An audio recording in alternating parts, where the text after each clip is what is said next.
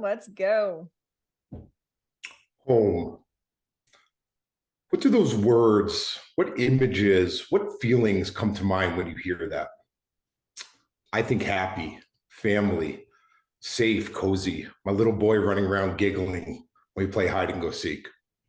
But is this reality for everybody? Close your eyes for a moment and let me take you to Danielle's home, her small 500 square foot apartment where she shares with Wyatt, her 3.5-year-old son. Their windows don't close, their front door has gaps, and these sounds are constant. Their apartment is damp, smells like that old wet basement that you might know. There's mold on the walls, cockroaches scuttle around no matter how hard Danielle cleans.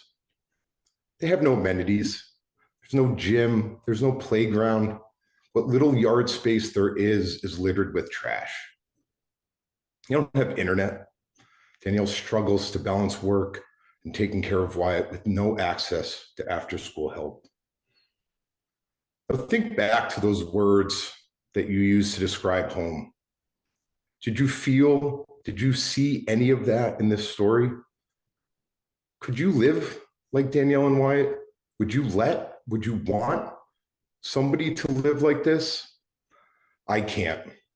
And that is why I tell this story, even though it's so hard. But it is one that paints a vivid picture of what an unhealthy home is.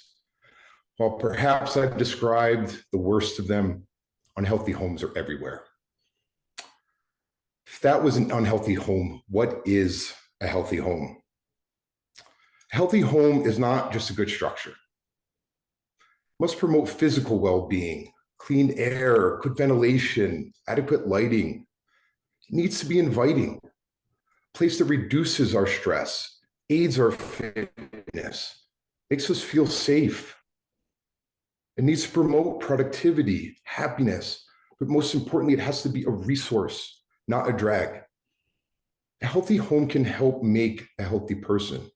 A healthy person contributes positively, not only to their community, but to the planet as a whole. Think about yourself for a moment. If you have a home gym, a yard for you, your family, maybe your pets to play safely in, air conditioning, heating that keeps you comfortable, internet and other services easily at your fingertips. We can all get swept up in our own lives, perhaps not even realize that the basics for us are not necessarily the basics for others. It's quite even possible that we take these basics for granted. When's the last time you cleaned the filters in your air conditioning system? When's the last time you questioned if the lights in your house were affecting your health? And I'm sure none of you out there get mad when the internet, the cable TV is out. Did you answer never? I don't know. As humans, we spend over 60% of our time at home. Unhealthy homes are linked to cancers, cardiovascular disease, asthma, headaches, and other illnesses. And see, I'm telling you this not to scare you, but to make you aware, because there's something that we can do, and not just for yourselves, not just for your families, but for families like Danielle and Wyatt. And in fact, that something is actually quite simple. I've been an engineer for 20 years. My expertise is designing and building real estate that optimized human comfort and minimized the effects on the environment. In March of 2020, after building some cool spaces all over the world, COVID hit. I got to stop traveling, and my beautiful wife, Danielle, gave birth to our now 3.5-year-old son, Wyatt. You see, I intentionally used their names in that true story I told you earlier because they are why I'm here. When I became a father, my perspectives on life, on the world changed. I realized how fortunate my family is, how fortunate I am. See, I'm positioned to give them a healthy home, both financially, but also because of my expertise. Everyone deserves this. Everyone can have this. Today, I speak to you as the owner of a multifamily real estate investment company, one that owns and manages apartment buildings throughout the country. But we're not just your normal company. We have a single focus: healthy home, healthy person, healthy planet. Our mission is to impact 1 million lives and help others be as fortunate and as happy as us. So with our time together right now, I want you to be one of those million. If you would, write down this 3 simple step plan and take it home with you. 1, dust. Clean the filters in your air conditioning system and go get an English ivy plant. They are amazing at removing natural toxins.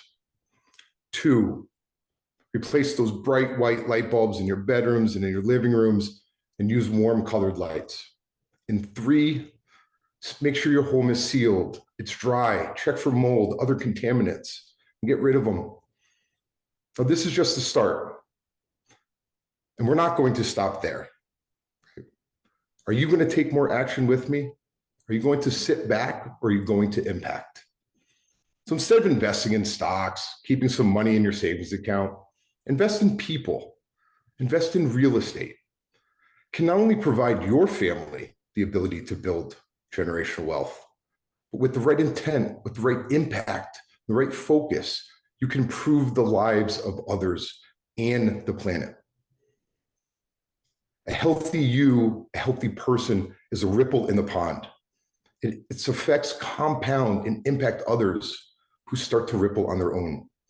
I cannot think of a bigger, better way to create infinite impact. To a healthy you, to a healthy us, thank you so much. Speakers, we're going to have Miss Alexandria close us out with feedback for John. Go ahead. John, my dude, that was my kind of talk.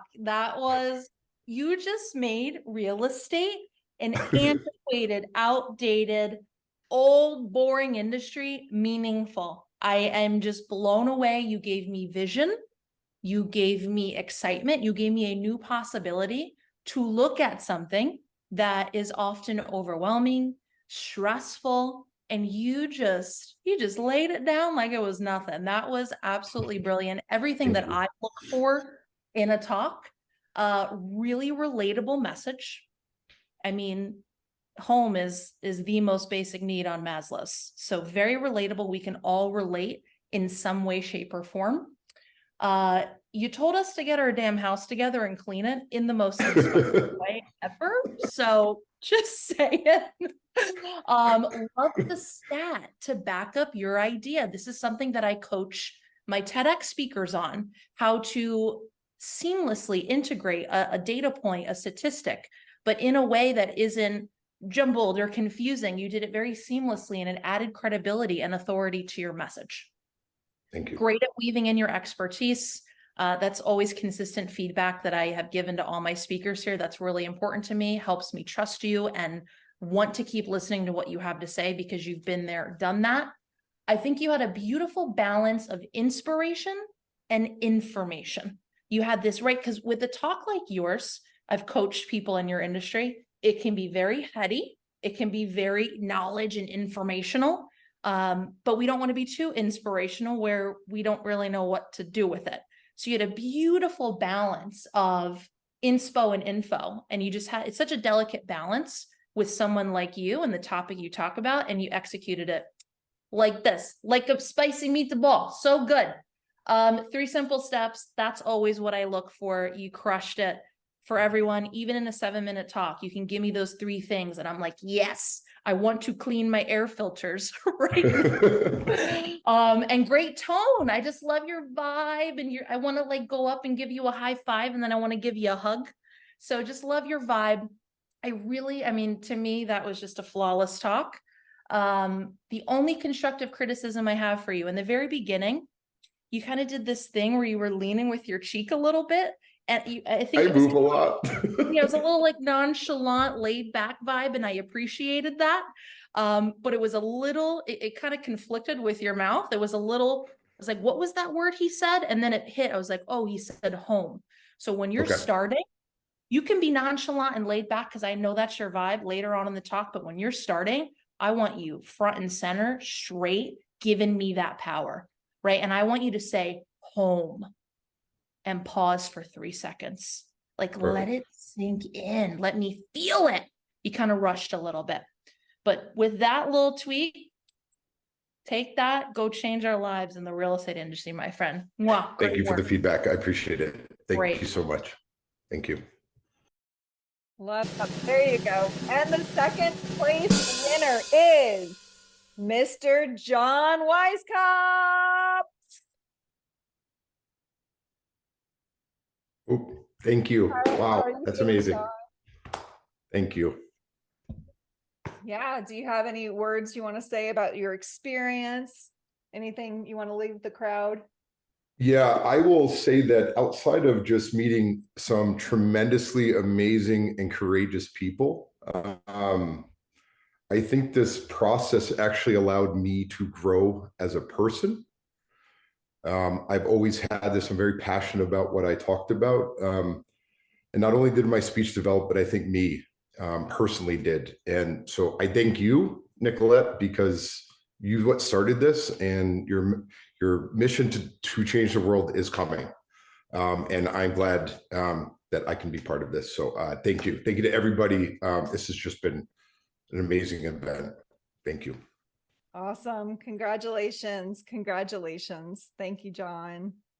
All right.